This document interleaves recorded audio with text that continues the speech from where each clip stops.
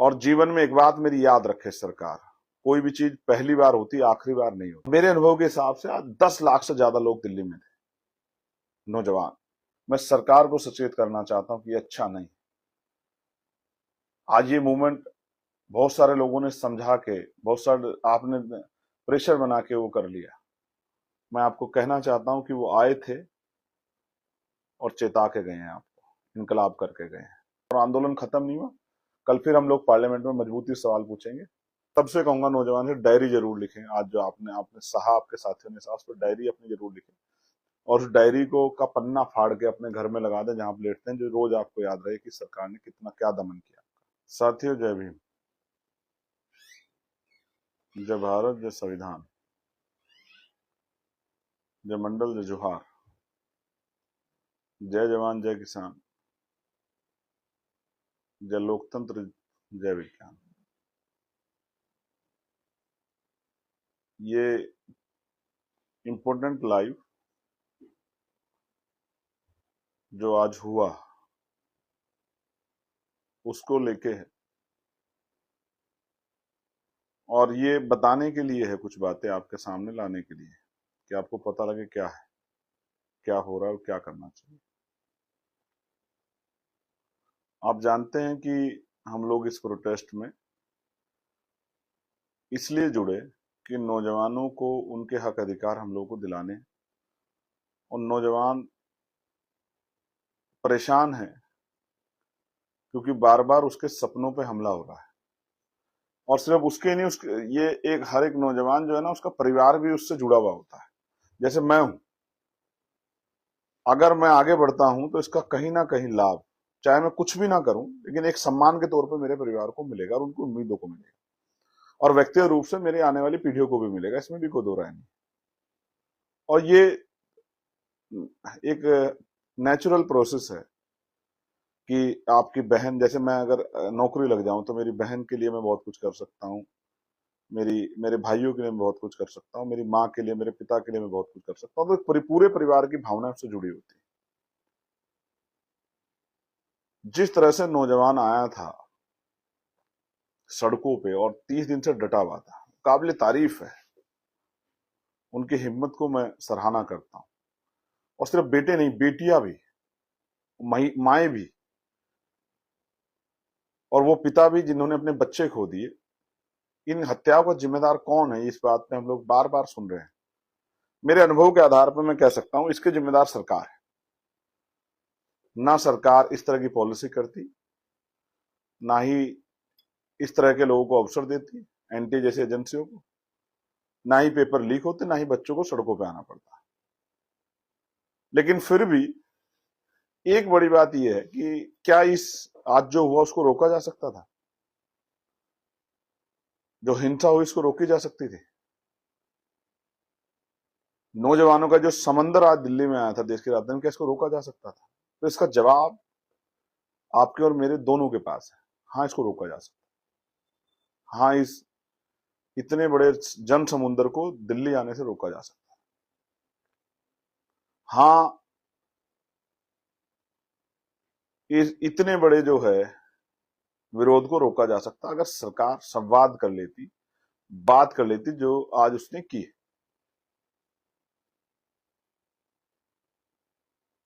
बात कर लेती सरकार, उन लोगों से बात कर लेती जो आंदोलन चला रहे हैं, चर्चा कर लेती, उनकी बात को सुन लेती, जो जहां तक कर सकती थी उसको कर देती, तो शायद आज नौजवानों को ना निकलना पड़ता।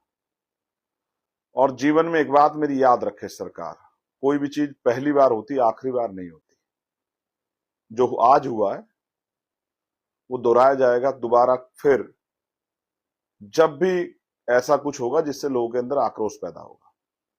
देश भर के लोग आए थे, क्या लेके गए दिल्ली से? आपके डंडे, जो उनकी पीठ पे पड़े, उनकी टांगों पे पड़े, जो उनके सर पे पड़े। आपके टीयर गैस से जो उनकी आंखें जली, उनके चेहरे पे जो जलन पैदा हुई है, वो लेके गए आपसे। आप जानते हैं, मैं हमेशा हिंसा का विरोधी रहा। डॉक्टर अंबेडकर को मानने वाला व्यक्ति, फूले साहू को मानने वाला व्यक्ति, पेरियार को मानने वाला व्यक्ति, काशीराम साहब को मानने वाला व्यक्ति। तो मैं ये कह सकता हूं बहुत जिम्मेदारी से कि ये हिंसा जो हम अभी मीडिया चैनल्स पे देखेंगे कि ये हुआ ये इसके लिए पर्याप्त प्रयास झोंका है सरकार ने उनसे ना वार्ता करके। और फिर जब वो निकल के आ गए हैं, आप देख रहे हैं, आपके पास इंटेलिजेंस है, 2 किलोमीटर पता लग रहा है, रात को पता लग गया है कि लाखों लोग आ गए हैं, सुबह आपको पता लग गया है कि भाई लाखों लोग आ गए हैं। और मेरे अनुभव के हिसाब से आज 10 लाख से ज्यादा लोग दिल्ली में थे, नौजवान। आपके पास तो इंटेलिजेंस है, इतनी विजिलेंस है, इतनी एजेंसियां हैं, सीबीआई है, आपको तो मुझसे ज्यादा पता होगा कितने लोग हैं, कितने लोगों में बेचैनी है। आप तो सोशल साइट सब चीजों को वो करते हो, ये दिल्ली है, देश की राजधानी, सारे जो है स्पेशल चार्ज लेके सब कुछ आपको सब पता था। आप कल रात में वार्ता करते, आप आज वार्ता करते, आप सुबह वार्ता करते, लेकिन आपने नहीं की क्योंकि आप चाहते थे प्रोटेस्ट हो। क्योंकि जब तक वो पीसफुल प्रोटेस्ट वहां था, तब तक आपको समझ आ रहा था कि जब तक इसमें हिंसा नहीं होगी तो आप इन पे आरोप नहीं लगा पाओगे, इनको हटा नहीं पाओगे।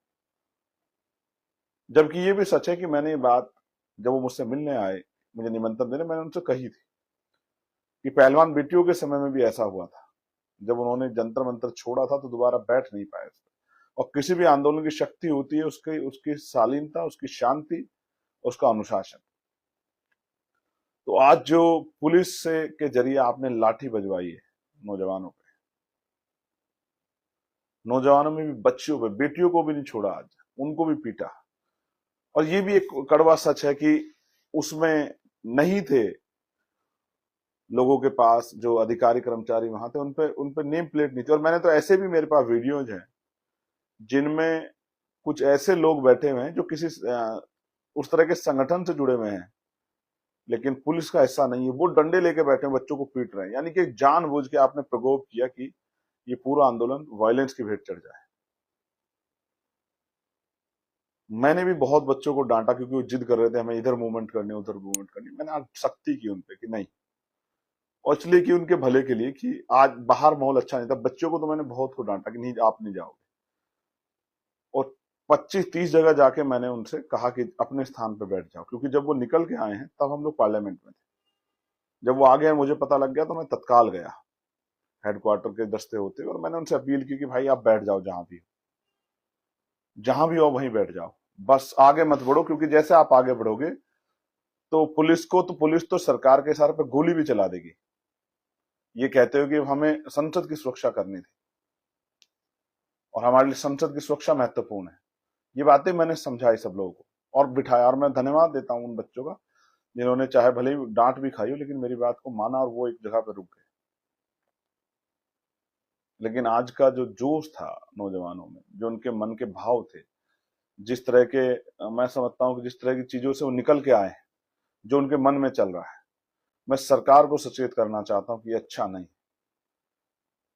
आज ये मूवमेंट बहुत सारे लोगों ने समझा के, बहुत सारे आपने प्रेशर बना के वो कर लिया, लेकिन ऐसा नहीं कि ये दोबारा नहीं हो सकता। आपको नौजवानों की मांग को सुनना पड़ेगा। और फिर ऐसा ना हो कि कई जो है मंत्रियों के इस्तीफे होने पड़े। तो एक धर्मेंद्र प्रधान जी के लिए आप मत उलझो युवाओं से, कराओ उनका इस्तीफा, उनकी मांग मानो। और मैं अपील करूंगा नौजवानों से भी वो शांति रखें, और पुलिस से भी अपील करूंगा कि वो निर्दयी ना हो। इन नौजवानों को, ये भारतीय नौजवान, इनके साथ गुंडों जैसा, अपराधियों जैसा व्यवहार ना करें। ये देश का भविष्य है। कल इनमें से कोई आईएएस बनेगा, आईपीएस बनेगा, डॉक्टर बनेगा, इंजीनियर बनेगा, वकील बनेगा, जज बनेगा, क्लर्क बनेगा, प्रोफेसर बनेगा, टीचर बनेगा, चिंतक बनेगा, जर्नलिस्ट बनेगा। कैसी छाप छोड़ना चाहते हो? आप कहते हो हम संवाद वाली सरकार है, आप कहते हो लोकसभा में, आपकी सरकार कहती है कि भाई संवाद होना चाहिए, चर्चा होनी चाहिए, नारेबाजी नहीं होनी चाहिए। यहां आपने संवाद नहीं किया, उसकी वजह से आप दिल्ली देश की राजधानी में क्या देखा? मैं आपको कहना चाहता हूं कि वो आए थे और चेता के गए हैं, आपको इनकलाब करके गए हैं, आपके कान खोल के गए हैं। और इसको आप उनकी चेतावनी मानो, क्योंकि 51% नौजवान है इस देश में। जिस दिन उसने ठान लिया तो जमानतें जब्त हो जाएंगी उन लोगों की जो आज सरकार में बैठ के अहंकार कर रहे हैं। मैं उन युवाओं को धन्यवाद देता हूं जो अपने हक अधिकार के निकले और आज उन्होंने साबित कर दिया। जो बार बार कहा जाता है कि भारतीय नौजवान जो है वो धर्म की चाशनी में डूबा हुआ है और उसको फर्क नहीं पड़ता, उसके अधिकार छिन जाए, वो लूट जाए, नहीं नहीं, ऐसा नहीं। आज युवाओं ने अपने विरोध को जाहिर किया है,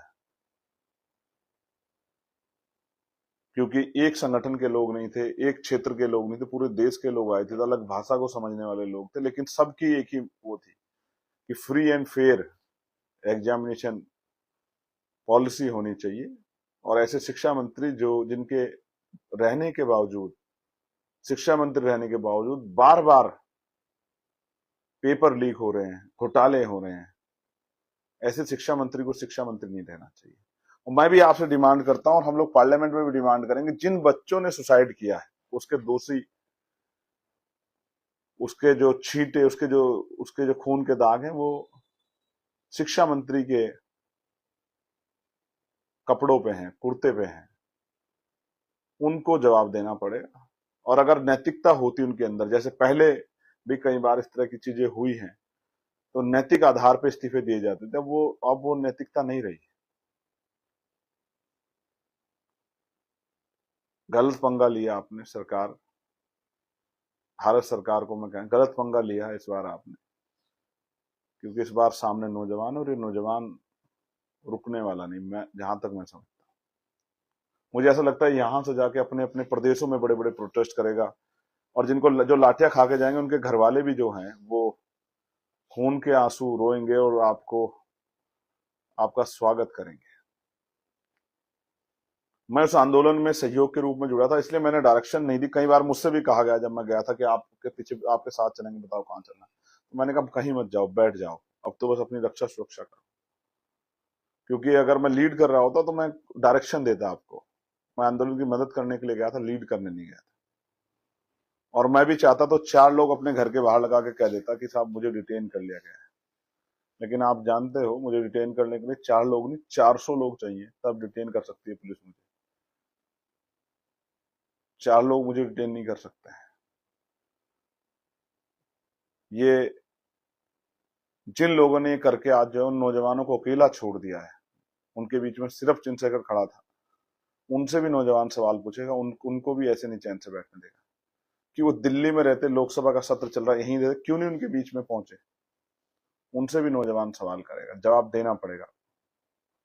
जिनको चोट लगी उन बच्चों के प्रति मेरी जो है संवेदनाएं है। दिल्ली पुलिस ने जो किया वो गलत था, और अगर आप हमसे कांटेक्ट करोगे तो हम आपकी एफआईआर भी दर्ज कराएंगे, 100% दर्ज कराएंगे। जिन भी के पास आपके पास वीडियो है, वो वीडियो आप भेजें हमारे इंस्टाग्राम अकाउंट, उस तरह से जो है कोलैबोरेट करके, तो हम लोग सर्च कर करके उन पुलिस वालों के खिलाफ एफआईआर कराएंगे अपने वकीलों के जरिए, जिन्होंने लाठीचार्ज किया है निर्दोष बच्चों पे। मैं आपको विश्वास दिलाता हूँ, आंदोलन खत्म नहीं हुआ। कल फिर हम लोग पार्लियामेंट में मजबूती से सवाल पूछेंगे। हम लोग तैयार हैं आपकी इस लड़ाई को मजबूत करने के लिए। आप लोग भी कमर कस के रखो। और जो पीड़ा आज आपको पहुंची उसके लिए मुझे खेद है, लेकिन खेद इस सरकार को व्यक्त करना चाहिए। मन की बात करने वाले हमारे प्रधानमंत्री जी को करना चाहिए, हमारे शिक्षा मंत्री जी को करना चाहिए। वो आज मुस्कुरा रहे थे सदन में और बच्चे लाठी खा रहे थे। समय समय की बात है, आप जाओगे इनके बीच में वोट मांगने के लिए, क्योंकि चुनाव तो आपको लड़ना ही है ना। महंगाई, बेरोजगारी, भुखमरी और तमाम परेशानियों से जनता लड़ रही है, आपको तो चुनाव लड़ना। आप जाओगे इनके बीच में, ये नौजवान भूलेंगे नहीं आपको, मेरी बात को आप याद रखना। और वास्तविकता में सच्चे नौजवान होंगे तो वास्तविकता में नहीं भूलेंगे। और जब आपका नंबर आएगा, आप जाओगे हाथ फैला के मांगने, तो ये तब आपका स्वागत करेंगे, याद रखना। आपने मुझे सुना, धन्यवाद। मेरी बहुत सारी मंगल कामनाएं। आपसे बात करने का मन था और आपको बताने की का मन था कि किस तरह का जो है आज का पूरा दिन रहा। और मैं जिन लोगों को डांटा हूं, मुझे सुन रहे हो, उनको भी मैं खेद प्रकट करूंगा, क्योंकि मेरे मन में उनको डांटने के अलावा मेरे पास कोई रास्ता नहीं था। मैं आपको झोंक नहीं सकता था उस तरफ जहां आंसू गैस के गोले चल रहे थे, जहां प्लेट गन चल रही थी, जहां लाठियां चल रही थी, वहां नहीं झोंक सकता था। इसलिए मैं आपके बीच में खड़ा था। जितनी जगह पे लाठीचार्ज हुई, मैंने वहां जाके अधिकारियों के बीच में खड़े होकर कहा कि बच्चों को लाठी मत चला। मैंने पूरी कोशिश की जो मैं कर सकता था, अपनी हिम्मत से कर रहा हूं। लेकिन जिन साथियों ने आके सहयोग दिया, जो लोग आके डटे, हाँ, अभी लोग जो लोग बंद किए गए थानों उनको छुड़वाने के लिए लगातार बात कर रहे हैं। मेरी अपील है कि शांति बना के रखें और शांति से जो है अपने घर लौटें। आपकी हिम्मत को सलाम, सराहना, लेकिन डट के रहिए, अभी तो लड़ाई शुरू हुई है। और आज के जख्म है उनको अपने साथ लेके जाइए। आज के मैं सबसे कहूंगा नौजवान से डायरी जरूर लिखें। आज जो आपने आपने सहा, आपके साथियों ने सहा, उस पर डायरी अपनी जरूर लिखें और उस डायरी को का पन्ना फाड़ के अपने घर में लगा दें जहां आप लेटते हैं, जो रोज आपको याद रहे कि सरकार ने कितना क्या दमन किया, और जब मौका आए तो इस दमन का आप जवाब दे सकें। धन्यवाद। जय भीम, जय भारत, जय संविधान, जय मंडल, जय भारत, जय जवान, जय किसान, जय लोकतंत्र, जय विज्ञान। युवा शक्ति जिंदाबाद, मातृशक्ति जिंदाबाद, छात्र एकता जिंदाबाद। और आज के आपके इस ऐतिहासिक प्रोटेस्ट को भी मैं सराहना करूंगा, वो भी जिंदाबाद। इनकलाब जिंदाबाद।